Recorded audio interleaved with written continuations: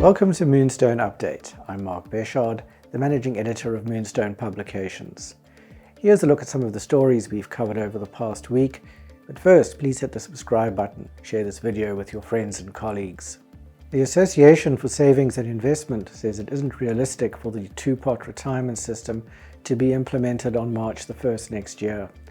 It told Parliament's Standing Committee on Finance that retirement funds and administrators would like at least 18 months from the date on which the final legislation is gazetted in which to implement the system.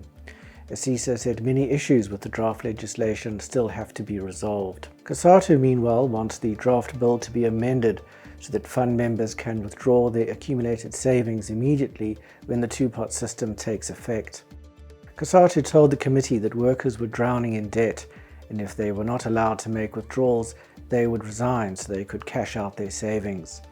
Providing members with immediate financial relief is one of 3 key amendments called for by Cosatu. Moonstone Compliance's recently launched Employment Law Service will host its first webinar on October the 5th. Session 1 will focus on the recently gazetted Code on Workplace Harassment. Many employers are unaware that the code seeks to eliminate all forms of harassment in the workplace. The second session will tackle the thorny issue of the grounds on which an FSP can rightfully debar a representative. Booking details can be found below. National Treasury has set out the implications for taxpayers if the Social Relief of Distress grant is made permanent.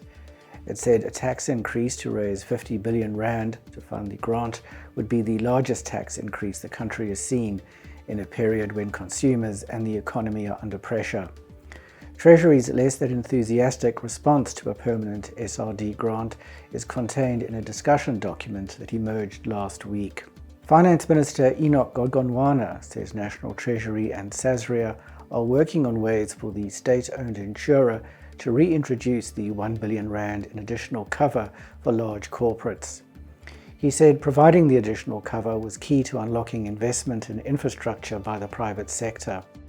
Sasria withdrew its optional excess of loss cover because expensive reinsurance made it commercially unsustainable to continue doing so. Sanlam says it doesn't believe the Competition Commission's investigation into the country's major life insurers will highlight anything untoward with its processes.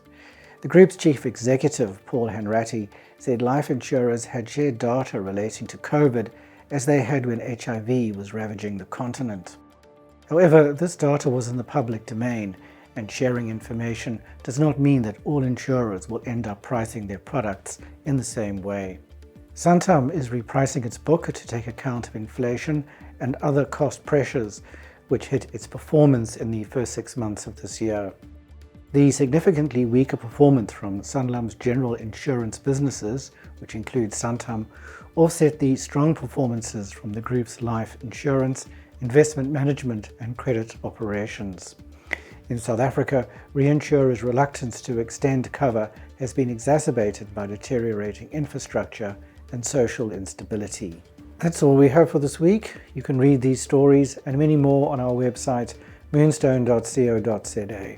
Until next time, here's wishing you all the best from the team at Moonstone Information Refinery.